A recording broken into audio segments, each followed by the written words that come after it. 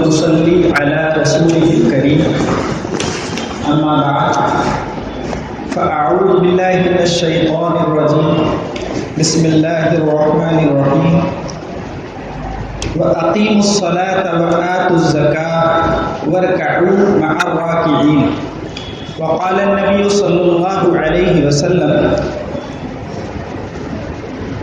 اسنان فما فوقهما جماعة رواہ ابن ماجہ۔ اللہ تعالیٰ نے نماز کی فرضیت کے لیے قرآن کریم کی متعدد آیات میں ارشاد فرمایا ہے۔ تقریباً 60 سے زیادہ آیتیں ایسی ہیں جس میں نماز کی فرضیت کا بیان ہوا ہے۔ میں نے جس سورہ بقرہ کی جس آیت کا ایک چھوٹا سا ٹکڑا آپ کے سامنے تلاوت کیا، اس میں اللہ تعالیٰ فرماتے ہیں اقیموا الصلاۃ، تو یہاں بیان ہوا کہ نماز قائم کرو، اس سے نماز کی فرضیت ثابت ہو گئی۔ اس کے ساتھ ساتھ اللہ تعالیٰ نے خاص چیز کا اضافہ یہاں فرمایا، وارکعوا مع الراکعین۔ نماز کی فرضیت وَأَقِیمُوا الصَّلَاةَ سے ثابت ہو چکی تھی، اس کے بعد فرمایا وَارْکَعُوا مَعَ الرَّاکِعِینَ کہ رکوع کرو رکوع کرنے والوں کے ساتھ۔ تو سجدہ تو بعض صورتوں میں غیر نماز میں ہوتا ہے، لیکن رکوع غیر نماز میں نہیں ہوتا۔ معلوم ہوا کہ نماز کا یعنی نماز پڑھو نماز پڑھنے والوں کے ساتھ۔ اس لیے مفسرین نے لکھا ہے کہ جمہور علماء، جمہور امت، فقہاء اور محدثین کے نزدیک جماعت کی نماز سنت مؤکدہ ہے، بلکہ بعض نے اس آیت کی بنا پر واجب کہا ہے، اور جو سنت مؤکدہ کہتے ہیں وہ بھی قریب واجب کہتے ہیں کہ سنت مؤکدہ ایسی کہ گویا کہ واجب ہے، ایسے کہ جیسے تمام نمازوں کے ساتھ میں جو سنتیں ہیں، سنن رواتب جنہیں کہتے ہیں، کہ جیسے ظہر سے پہلے کی سنتیں ہیں، ظہر کے بعد کی سنتیں ہیں، عصر سے پہلے کی سنتیں ہیں، عشاء سے پہلے کی سنتیں ہیں، بعد کی سنتیں ہیں، تو اس طرح تمام نمازوں کے ساتھ جن کے ساتھ سنتیں ہیں، ان میں سب سے زیادہ اہم سنتیں ہیں فجر کی سنتیں۔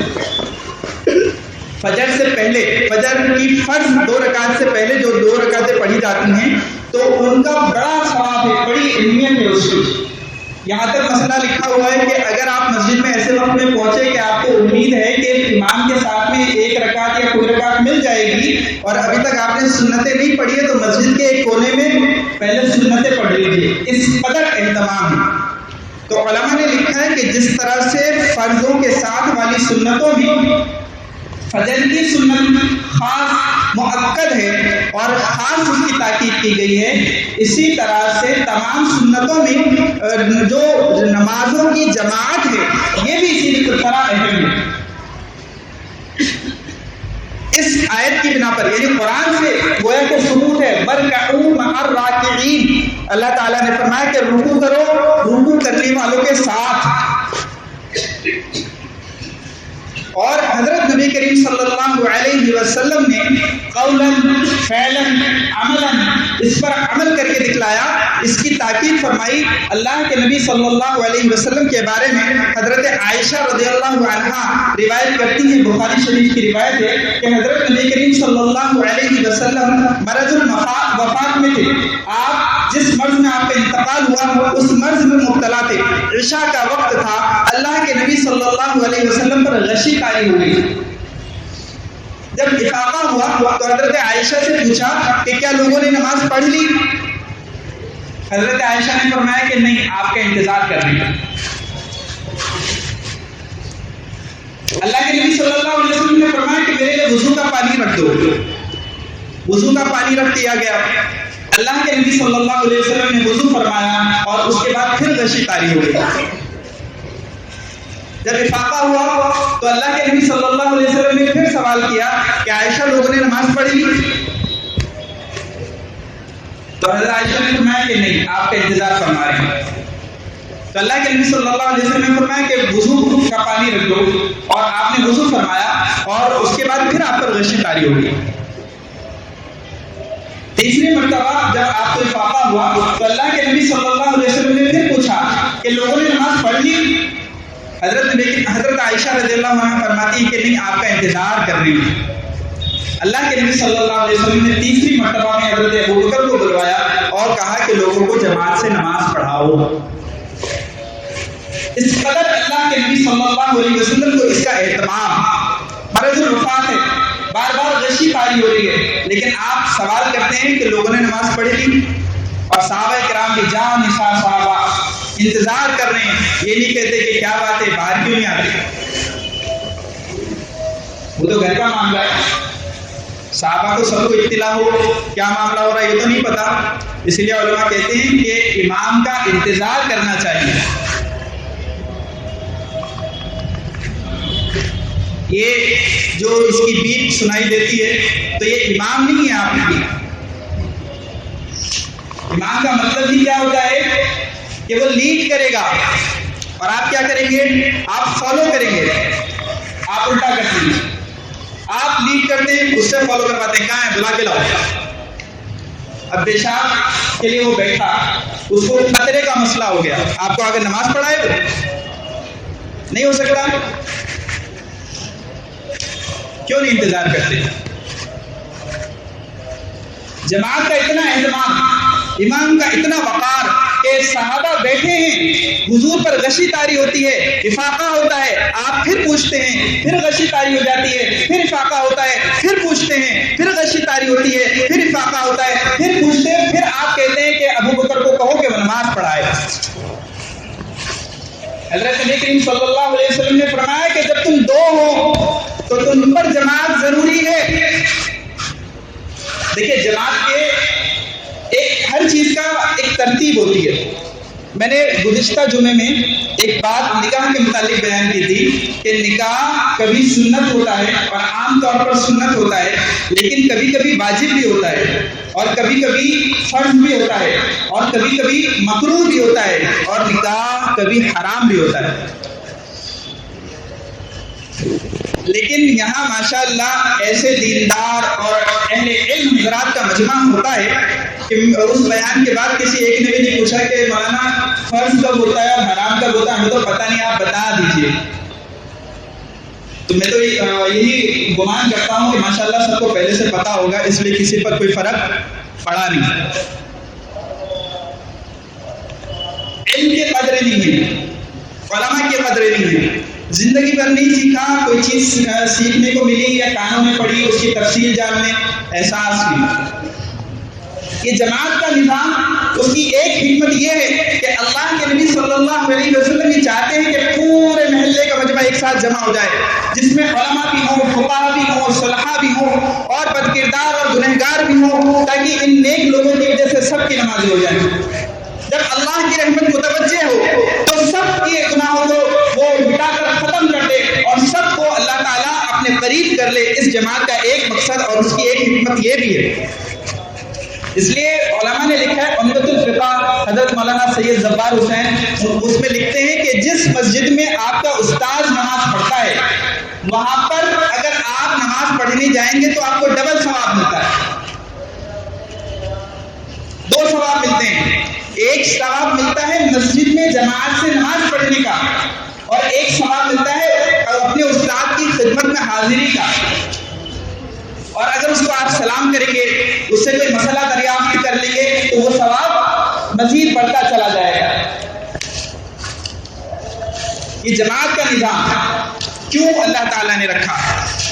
تو ایک وجہ تو یہ ہے کہ تاکہ وہ پورا مجمع، محلے کا پورا مجمع، دیکھیے دن کے 5 وقت میں محلے کے مجمع کو جمع کیا، جامع مسجد میں ہفتے میں ایک بار پورے قریب کو جوار کے لوگوں کو جمع کر لیا، سال میں 2 مرتبہ عید میں پورے شہر والوں کو جمع کر لیا، اور سال میں ایک بار کے جو استطاعت رکھتا ہے اس کے اوپر فرض قرار دیا کہ سب ایک ساتھ جمع ہو جاؤ۔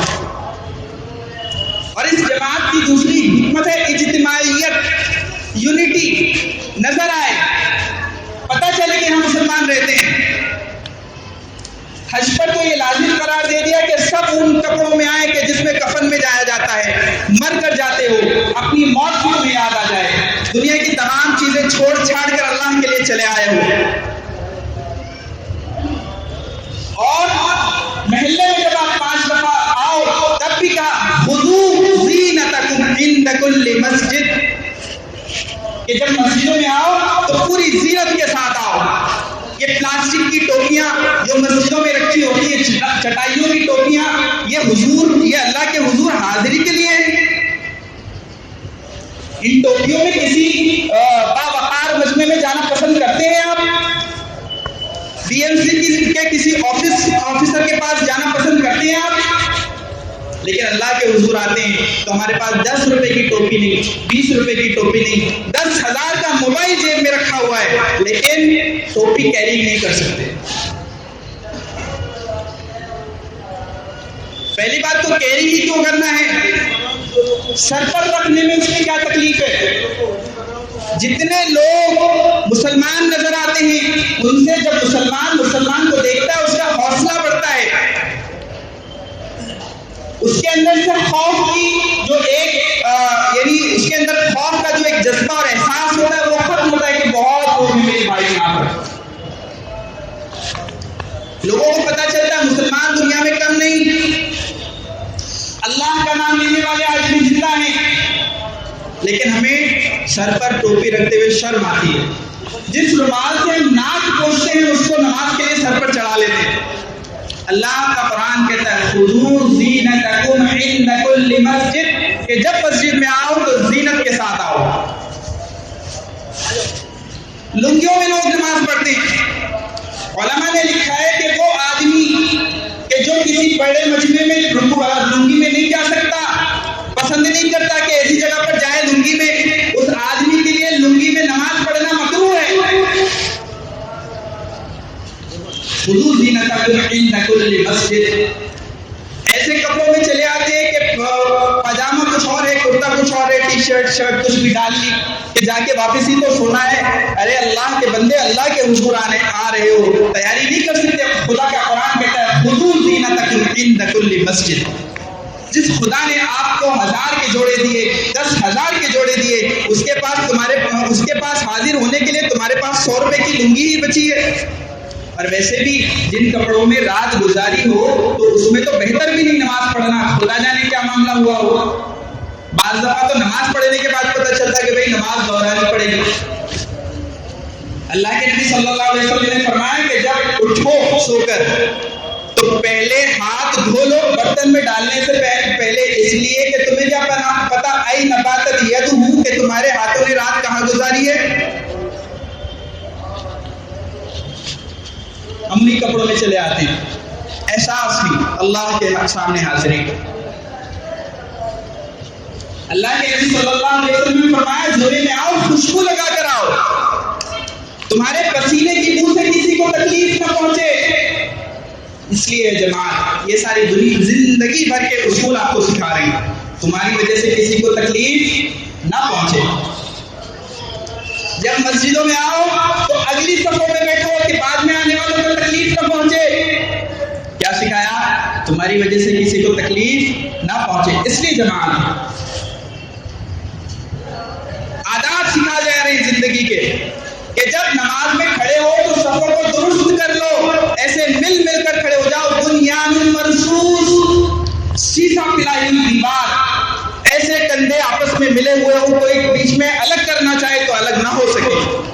میں نے ایک خطبے میں آپ کے سامنے بیان کیا تھا کہ حضرت عمر رضی اللہ عنہ کو جب شہید کیا گیا، فیروز ابو لولو نے جب حضرت عمر کے خنجر مارے، 17 خنجر مارے، اور اس نے بھاگنے کی کوشش کی، اس کو راستہ نہیں مل سکا، اس لیے کہ صحابہ صفوں میں ایسے کھڑے ہوتے تھے بنیان مرصوص، مل کر کھڑے ہوتے تھے، ان کے کندھے ایک دوسرے کے کندھوں سے ملے ہوئے ہوتے تھے. ہمارے یہاں کہتے ہیں کہ بھائی صفے درست کر لو. اللہ کے نبی صلی اللہ علیہ وسلم نماز پڑھانے کھڑے ہوئے اور دیکھا کہ دو لوگوں کے درمیان میں فاصلہ ہے. اللہ کے نبی صلی اللہ علیہ وسلم نے غضبناک ہو کے فرمایا مل جاؤ، شیطان جگہ بنا لیتا ہے، پھوٹ ڈال دے گا اللہ تمہارے درمیان. اور آج ہمارے یہاں اگر اعلان کیا جاتا ہے مل کر کھڑے ہو تو نماز پڑھو،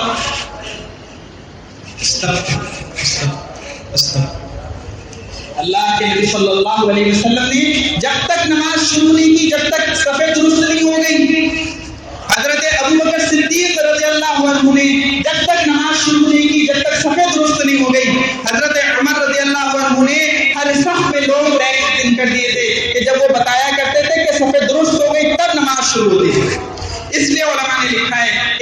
امام کی ذمہ داری ہے کہ وہ کہے صفوں کو درست کر لو، اور امام کے کہنے پر مقتدیوں کی ذمہ داری ہے کہ وہ دیکھ لیں آس پاس کہ صفیں درست ہو جائیں۔ اللہ کے نبی صلی اللہ علیہ وسلم نے فرمایا اپنے بھائیوں کے ہاتھوں میں نرم ہو جاؤ، کڑک کر کھڑے مت ہو کہ چلنا تو اپنی نماز پڑھ۔ حضرت نبی کریم صلی اللہ علیہ وسلم کے پاس ایک لکڑی ہوا کرتی تھی، اور جب صفیں درست ہوتی تھی تو آپ کبھی اس طرف تشریف لے جاتے تھے، کبھی اس طرف تشریف لے جاتے تھے۔ کسی کو دیکھا کہ اس کا سینہ آگے بڑھا ہوا ہے، اس کے ہاتھ پھیرا کہ ذرا پیچھے ہو جاؤ، کسی کو کہا کہ آگے ہو جاؤ، کسی کو کہا اس طرف ہو جاؤ، کسی کو کہا اس طرف ہو جاؤ۔ ہمارے باتیں سمجھ نہیں آتی۔ اللہ کے نبی صلی اللہ علیہ وسلم کی زبان مبارک سے نکلا ہوا ہر جملہ پتھر کی لکیر ہے۔ مسلمان کا ایمان ہے کہ جو اللہ کے نبی صلی اللہ علیہ وسلم نے فرمایا وہ ہو کر رہے گا۔ بخاری اور مسلم کی روایتیں ہیں، اللہ کے نبی صلی اللہ علیہ وسلم فرماتے ہیں درمیان میں جگہ مت چھوڑو، اللہ تمہارے دلوں میں پھوٹ ڈال دے گا۔ ہمیں بات ہی سمجھ نہیں آتی۔ 50 سال ہو گئے، زندگی کے 60 سال گزار لیے، لیکن صفیں درست کرنا نہیں آیا۔ مسجد میں آتے ہیں، اگلی صفوں میں بیٹھتے ہیں، لیکن اس بات کا احساس نہیں ہوتا کہ اللہ کے نبی صلی اللہ علیہ وسلم نے فرمایا کہ مسجدوں میں آوازوں کو بلند مت کرو۔ ایٹیٹیوڈ سکھا رہے ہیں، آداب سکھا رہے ہیں۔ ایک چھوٹا سا کاؤنسلر ہو، اس کے آفس میں چلے جائیں، خاموش دبکی مار کے بیٹھے رہتے ہیں، سانس نہیں نکلتا۔ تو پوچھے بھائی کیا ہو گیا، تب بھی سانس نہیں نکلتا۔ اور خدا کے گھر میں آ کر بیٹھتے ہیں، فلانی بھی اور ڈھمکانی بھی اور یہ بھی اور وہ بھی، کہ ٹرین بھی چل گئی اور ٹرین میں یہ بھی ہو رہا ہے اور فلانا بھی ہو رہا ہے، ڈھمکانا بھی ہو رہا ہے، ساری دنیا کی باتیں یہی ہو رہی ہیں۔ اور اگر کوئی دیکھتا بھی ہے نا کہ بھائی سمجھ جائے، شریف آدمی ہوتا ہے، اس کو ذرا آپ دیکھ لو تو سمجھ جاتا ہے۔ میرے والد صاحب نبر اللہ مرقدہ،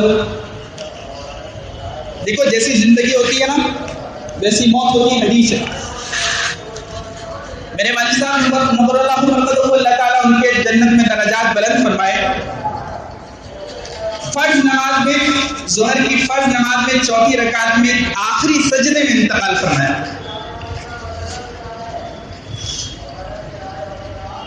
اذان ہوتی تھی، اس سے پہلے تیار ہوتے تھے، یہاں اللہ اکبر ہوئی اور ان کا قدم باہر نکلا۔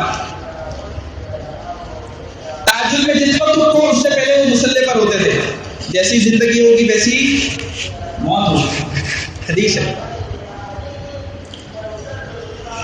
مسجدوں میں آگے اللہ تعالیٰ نے اپنے گھر میں آنے کی اجازت دے دی، ہم نے اپنے نانی کا گھر سمجھ لیا۔ آوازیں بلند ہو رہی ہیں۔ اللہ کے نبی صلی اللہ علیہ وسلم نے فرمایا قیامت کی نشانی۔ میرے والد صاحب فرمایا کرتے تھے کہ جس کے گھر میں نہیں چلتی وہ مسجدوں میں آ کے چلاتا ہے، بیچارہ مؤذن کیا کر لے گا، 2 ٹکے کا نوکر ہے، امام کیا کر لے گا، تیرے باپ کا گھر ہے، یہی جملے ہوتے ہیں۔ کوئی نہیں کہتا زبان سے، دل میں تو یہی ہوتا ہے، تبھی تو اس کے ساتھ اس طرح پیش آتے ہو۔ خدا کا نوکر ہوتا ہے امام، تمہارا نوکر نہیں ہوتا۔ اور اگر ہے ہمت تو روزہ مصلی رسول پر کھڑے ہو کر 2 رکعت پڑھا کر دکھاؤ۔ علماء کی قدر نہیں۔ اس ڈاکٹر کے پاس جس کو 200 روپے فیس دیتے ہو، 10 منٹ کے مل لے وہ تم سے، تمہاری نبض پکڑ کر چیک کر لے، اس کے سامنے آواز نکالنے کی ہمت نہیں ہوتی۔ اور ان علماء کرام کے پاس آوازیں بلند کرتے ہو۔ اللہ تعالیٰ نے قرآن میں فرمایا حضرت نبی کریم صلی اللہ علیہ وسلم کے لیے اپنی آوازیں نبی کے آواز کے سے اوپر بلند نہ کرو، ورنہ کیا ہوگا؟ اللہ کا قرآن کہتا ہے اللہ تمہارے تمام اعمال کو برباد کر دے گا۔ پڑھ لو کتنی تسبیح پڑھ لو، کتنی نوافل پڑھ لو، کتنی رکعتیں پڑھ لو، برباد کر دے گا۔ اس آیت کے ذیل میں علامہ آلوسی رحمۃ اللہ علیہ نے لکھا ہے روح المعانی میں کہ جس طرح سے नबी का मकाम सहाबा में है, इसी तरह से उलमा का मकाम उम्मत में है।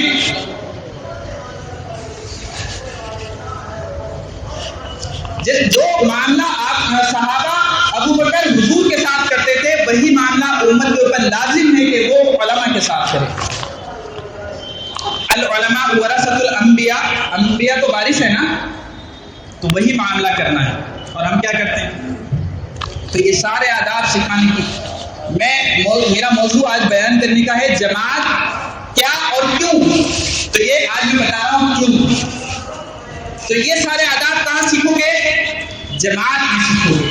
इसलिए अल्लाह के नबी सल्लल्लाहु अलैहि वसल्लम इरशाद फरमाते हैं, जिसके कान में अजान की आवाज पड़ती है उसको कहीं और नमाज पढ़ना जायज ही नहीं, नमाज नहीं होती उसको। अलबत्ता दीगर रिवायत की बुनियाद पर उलमा कहते हैं कि नहीं होती से मुराद ये है कि जिस तरह होनी चाहिए उस तरह नहीं, फर्ज अदा हो जाएगा लेकिन जो सवाब मिलना चाहिए था वो नहीं मिलेगा। और आप कोई काम करते हैं तो यही सोचकर करते हैं इसका अच्छा नतीजा क्यों, बेहतर तरीके से उसको करते हैं। तो नमाज को इस तरह नहीं पढ़ते कि जिस तरह अल्लाह और उसके रसूल ने सिखाया। एक सहाबी है, नाबीना सहाबी है, इब्ने उम्मे मक्तूम रज़ियल्लाहु अन्हु, आए हुजूर की खिदमत में और अर्ज किया कि अल्लाह के नबी सल्लल्लाहु अलैहि वसल्लम, मैं नाबीना हूँ, आंखों से देख नहीं सकता, मेरे पास कोई ऐसा आदमी भी नहीं है जो मुझे मस्जिद से घर ले आए, तो मैं क्या नमाज पढ़ लिया करूं घर में? हुजूर सल्लल्लाहु अलैहि वसल्लम ने फरमाया कि अजान की आवाज़ सुनते हो? कि जी अजान की आवाज़ तो सुनता हूँ। कि फिर तेरे लिए कोई रोक सकता? तो क्या हम एक नाबीना से भी गए गुजरे हो?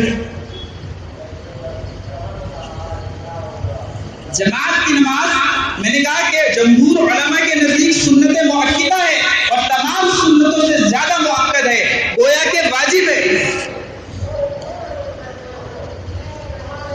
अल्लाह की नमाज पढ़ते हैं तो रसूलुल्लाह के तरीके पर पढ़नी चाहिए। हुजूर अपने अमल से क्या सिखा रहे हैं कि मरज़ुल मौक़ात में हैं और उसके बावजूद जमात का एहतमाम करते हैं। हज़रत अब्दुल्लाह इब्न मसऊद रज़ियल्लाहु अन्हु फ़क़ीह उम्मत हैं, इस उम्मत के फ़क़ीह हैं। वो फरमाते हैं कि जो आदमी नमाज या जो आदमी हमारे ज़माने में, हुजूर के ज़माने में खुला मुनाफिक होता था तो वो तो रह जाता था जमात से, वरना जो आदमी को दोनों तरफ दो आदमी पकड़ कर ला सकते थे, पाँव के बल घसीट कर उसको भी जमात में लाके खड़ा किया जाता था। ये जमात, हम जरा सी बात से जमात शुरू और फिर उसके बाद कि मैं बहुत नमाज़ें तो पढ़ता हूँ, ताज्जुद भी पढ़ता हूँ, ये तस्बीह भी पढ़ रहा हूँ, ये भी कर रहा हूँ, वो भी कर रहा हूँ, मेरे मसले हल नहीं होते। कैसे मसले हल होंगे? नमाज ही सही तौर पर अदा नहीं होगी। जमात यानी जमात इतनी बड़ी चीज होगी कि सफ़ों के बारे में अल्लाह के नबी सल्लल्लाहु अलैहि वसल्लम फरमाते हैं, सफ़ों का दुरुस्त करना नमाज के दुरुस्त होने में दाखिल है।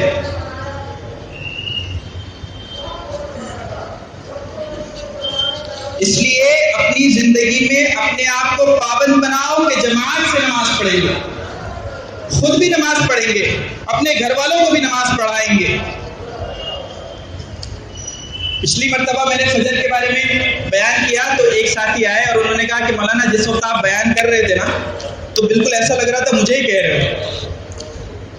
जब तक आदमी ये ना सोचे कि मेरे ही लिए है तब तक उसे अमल की तौफीक नहीं होती। उसने सोचा और मैं अपनी आंखों से देख रहा हूँ, अल्लाह ताला उसे भी इस्तिकामत नसीब फरमाए, मुझे भी इस्तिकामत नसीब फरमाए। रोजाना फजर में वो बंदा हाजिर होता है।